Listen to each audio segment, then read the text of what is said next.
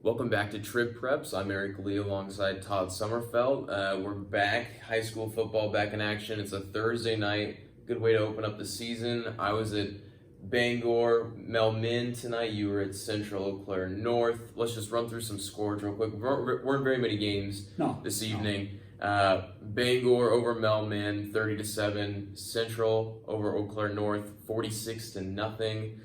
Chippewa Falls beats Holman 40-0, and Cashton over Ithaca 19-14.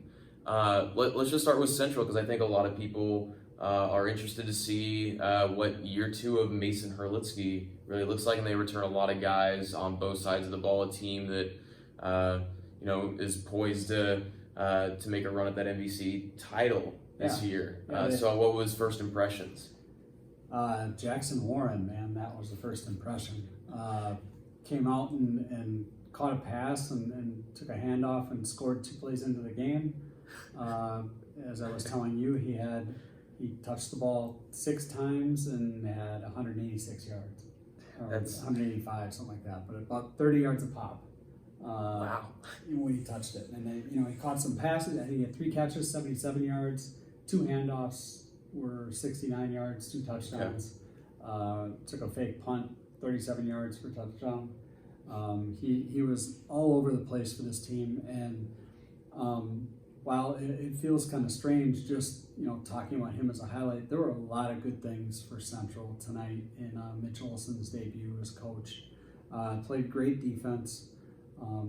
Really never gave North a chance, and it sounds weird to say in a 46-0 game. Sure, but North is a team that came in with a 48 game losing streak.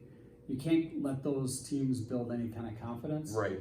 And Warren made sure that didn't happen with those 2 plays right off the bat, because before you know it, it's 8-0. And I think North had a little bit of a drive on the first time they had the ball, but after that, Central just steamrolled them. Sure. And, you're talking about Herlitzky. Herlitzky played a good game. He was 10 out of 13, 175 yards. That certainly ain't bad. Scored a 1-yard touchdown to get us to a running clock in the third quarter. Really made an effective weapon out of Porter Protaski, who had some really nice catches tonight. Just a lot of things went very well for this team. And like I said, defense, they got a shutout. First shutout since 2013. Been a while. They were talking about that after the game. People trying to figure out the last time they did that. Very impressed with Jeff Paulson, at linebacker tonight. Made a couple of stops behind the line of scrimmage early, and that was just kind of a theme for Central in this one. North ran 27 plays in the first half, and 17 of them gained 1 yard or less.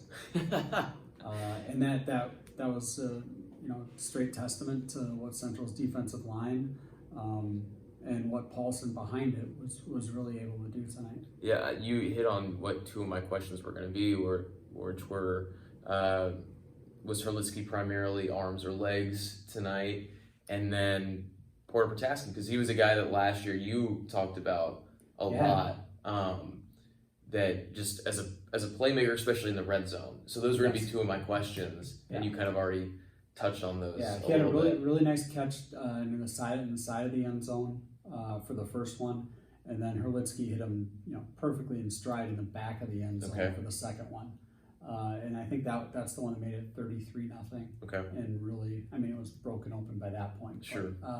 And of course, Warren was setting those up with catches that he made down the field. I think he had a catch prior to both of those touchdown passes in the game, and I think one was on the 3rd and 23. He had a 32-yard catch. Well, that'll do. The other one I think was a 22-yarder, where it was just a short dump pass that he used his legs to get the big yards on. Sure. Yeah, switching over to my game, I guess it felt like more of the same of Bangor football. And I know that's what we expected going in, and that's what Todd Grant wanted to do. Not really changing anything, right? It was the whole thing, but it really felt the end result. Exactly. Exactly. Even the end result. It felt, especially in the first half, it felt like Bangor football, where they opening possession, touchback on the opening kickoff. They get the ball at 20, and it's a 12-play drive, and 11 of those 12 plays were either Tanner Jones or Matthew Osterley carrying the ball. Yep. The other one was I think it was like a 24-yard pass from Mishik to Gunnar Ellenberg.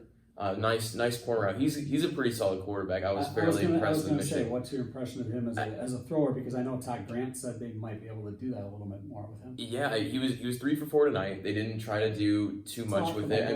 I mean, it felt like the normal amount, like for them to like just kind of sprinkle it in there a little bit. Yeah. We certainly aren't going to see him come out throwing 10 times a game. No, but he made a number of good throws. Even one on a 2-point conversion. That they had converted the 2-point conversion, but it was called back for holding. So they bumped him back, and he and Ellenberg hooked up for a nice. And Ellenberg made a great catch. I wish I would have got it on video actually. But Michigan's got a really nice arm, and I think that it sounded like they want to use him, right? I mean, that's what they've been trying to do years recent, is kind of keep teams honest that way. And I think he's a guy that can really do it. But going back, I mean, like I said, they went 12 plays on that opening drive. 11 were runs, and they were like, 4, 5, 6-yard runs, and then like they'd rip off like a 16-yard, and it's just it was just very, very typical Bangor. And so along those lines, what were your impression of the offensive line?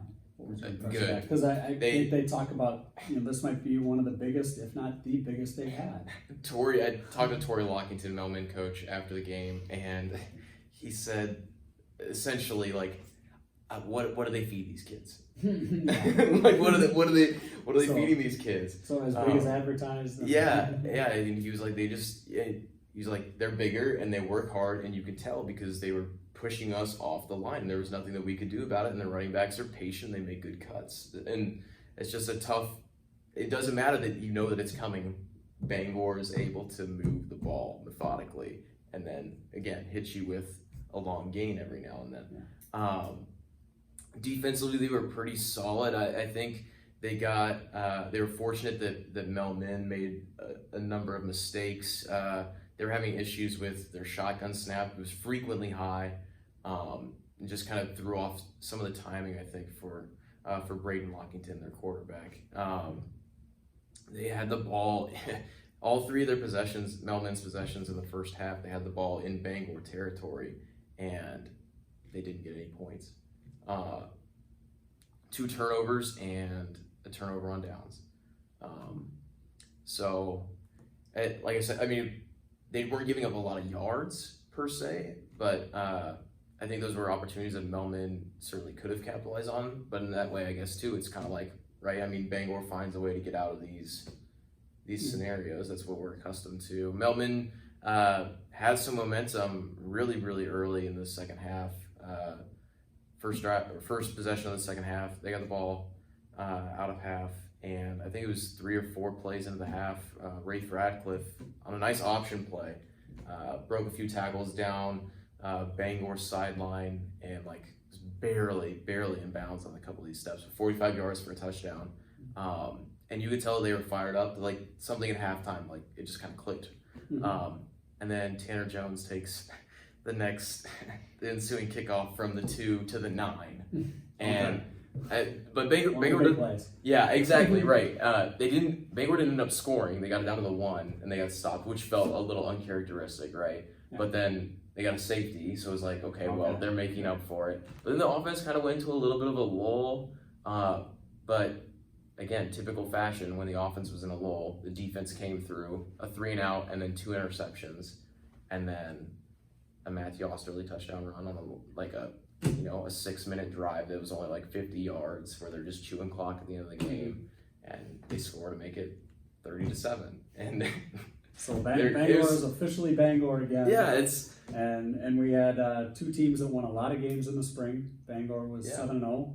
Central was 4-1. They both came out with some big wins, and that Bangor Melman game is always it can be a one-sided game, but I think it's a game that both teams really get up for every year, and I think they both get a lot out of it. And it sounds like tonight was kind of the same. Yeah, and even, I mean, the final score, right, is multiple possessions, but it really felt like the game was like closer than that, just because of the opportunities that Melman had, especially in the first half.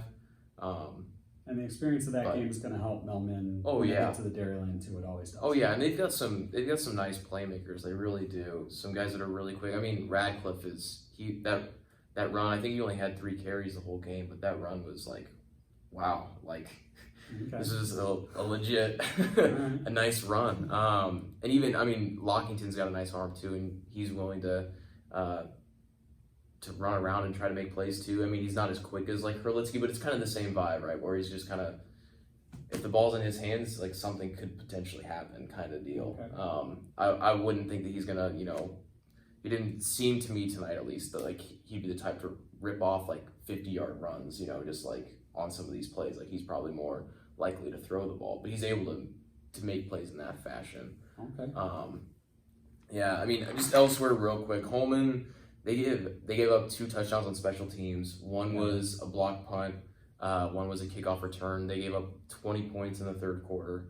They had the ball in the red zone twice in the first half and came up empty, obviously. Just a tough way to start the season, but it sounded like, from what we heard, that Kowalski said after the game that this was just a really good Chippewa Falls team. Yeah, and it sounds like they have good numbers again. And Chippewa is always a good team. Again, like I was talking about the Bangor Millmen, this is always a good game for Holman. Mm-hmm. They play Chippewa every year, and again, they'll get something out of it. Tonight might be kind of an anomaly for what the rest of the season is, but I mean they got a tough start to the season. I was about to say. up next, on Alaska after that. And then River Falls. And then River Falls, yeah. So, Holman's going to have to get ready and put this behind it. And, it was a surprising outcome to us.